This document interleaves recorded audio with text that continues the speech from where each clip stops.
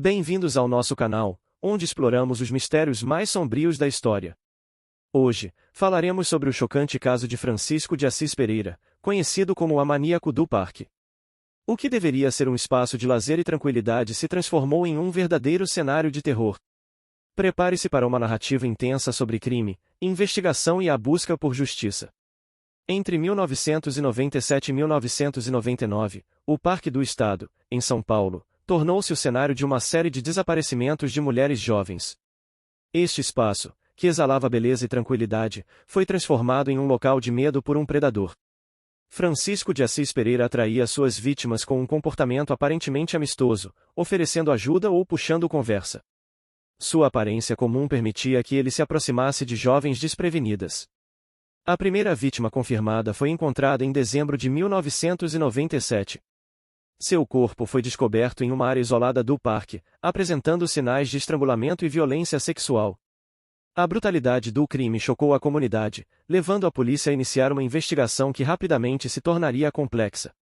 À medida que os desaparecimentos se acumulavam, um padrão aterrador começou a emergir e mulheres jovens, atraídas para locais isolados, eram atacadas e deixadas para trás. As mortes seguiam um padrão cruel e metódico. Francisco estrangulava suas vítimas com suas próprias mãos, em atos de violência extrema. Ele se aproveitava da confiança das jovens, que viam nele um homem comum. As vítimas frequentemente eram deixadas em locais de difícil acesso, camufladas entre a vegetação densa do parque. O número de desaparecimentos cresceu rapidamente, e a brutalidade dos crimes fez com que a população ficasse em estado de choque. As famílias das vítimas enfrentavam a angustiante espera por notícias, enquanto a polícia parecia impotente diante do aumento dos casos. Com a crescente pressão pública e a agitação nas mídias, as autoridades decidiram agir. A criação de uma força-tarefa para investigar os crimes tornou-se urgente. O detetive Roberto Tavares foi designado para liderar a investigação, que rapidamente se tornou um labirinto de pistas e suposições. A equipe analisou os locais dos crimes, perfilou as vítimas e começou a tentar entender o comportamento do agressor. Os investigadores concentraram seus esforços em homens solitários que frequentavam o parque, enquanto os relatos de desaparecimentos continuavam a se acumular. Cada novo caso se tornava uma nova pista, mas as investigações pareciam estagnadas. As autoridades precisavam de mais evidências para avançar. A virada na investigação ocorreu em setembro de 1999. Após uma denúncia anônima, Francisco de Assis Pereira foi abordado pelas autoridades enquanto estava no parque. Seu comportamento levantou suspeitas imediatas, e logo as evidências começaram a surgir. Durante os interrogatórios, ele inicialmente negou qualquer envolvimento, mas a pressão aumentou e a verdade começou a emergir.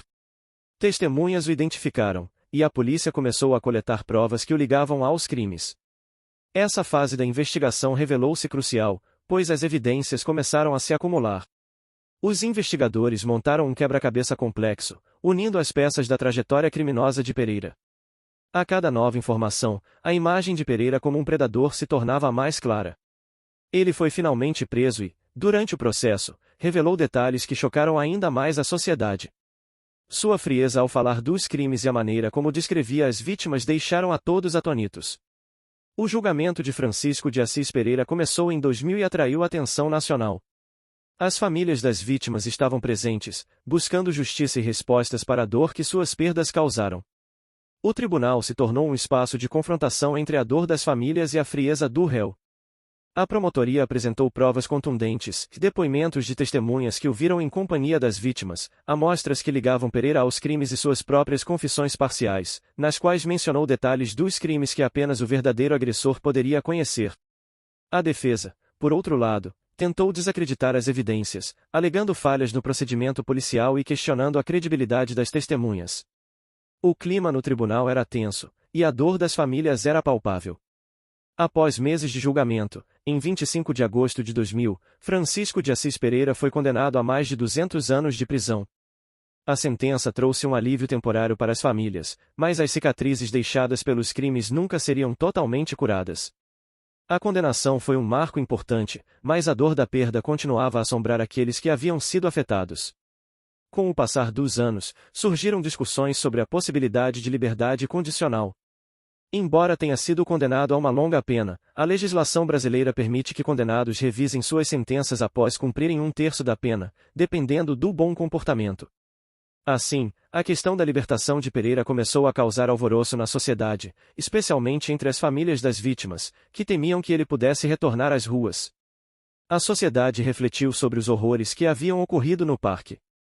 A condenação de Pereira não apenas trouxe uma sensação de justiça, mas também gerou uma discussão mais ampla sobre a segurança das mulheres e a necessidade de proteção em espaços públicos. A tragédia que se desenrolou no Parque do Estado revelou vulnerabilidades profundas na segurança urbana, e a comunidade exigia mudanças significativas.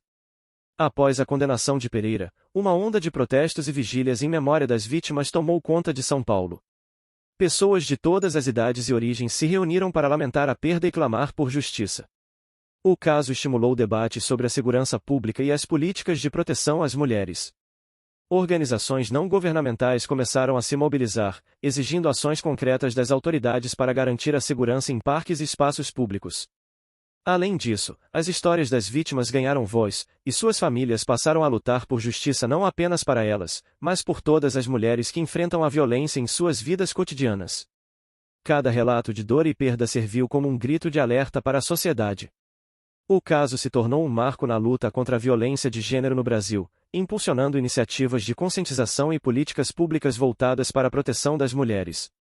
Francisco de Assis Pereira, o maníaco do parque, se tornou um símbolo de medo e dor. Mesmo preso, sua história ecoa nas vozes das famílias que perderam suas amadas. A tragédia que se desenrolou no Parque do Estado não pode ser esquecida.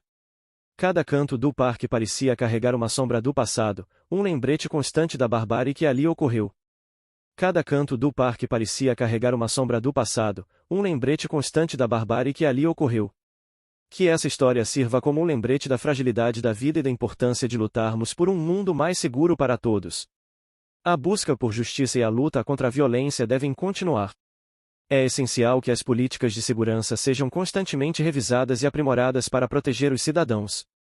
Enquanto a sociedade reflete sobre os horrores do passado, é fundamental que a memória das vítimas permaneça viva.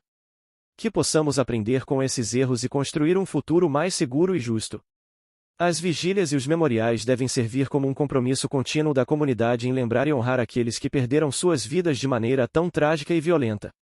Em meio à dor e ao luto, a esperança surge através das ações concretas e do compromisso com a mudança. A luta pela justiça é uma jornada contínua, e cada passo em direção a um mundo mais seguro é um tributo às vítimas e um compromisso com as gerações futuras. No entanto, um novo motivo de preocupação surge no horizonte. Francisco de Assis Pereira, que foi condenado a mais de 200 anos de prisão, poderá ser elegível para a liberdade condicional em 2026. A possibilidade de sua soltura gera temores de que os horrores do passado possam se repetir. Muitos se perguntam se Pereira pode ter se reabilitado ou se ainda representa uma ameaça para a sociedade. A perspectiva de sua liberação provoca debates intensos sobre a eficácia do sistema penitenciário e as medidas de reabilitação. As famílias das vítimas e a sociedade como um todo vivem um misto de medo e indignação, temendo que o pesadelo possa se repetir. Que essa história sirva como um alerta contínuo sobre os perigos que podem estar escondidos à vista de todos. A busca por justiça e a luta contra a violência devem continuar garantindo que monstros como Francisco de Assis Pereira nunca mais possam ameaçar a paz e a segurança de nossas comunidades.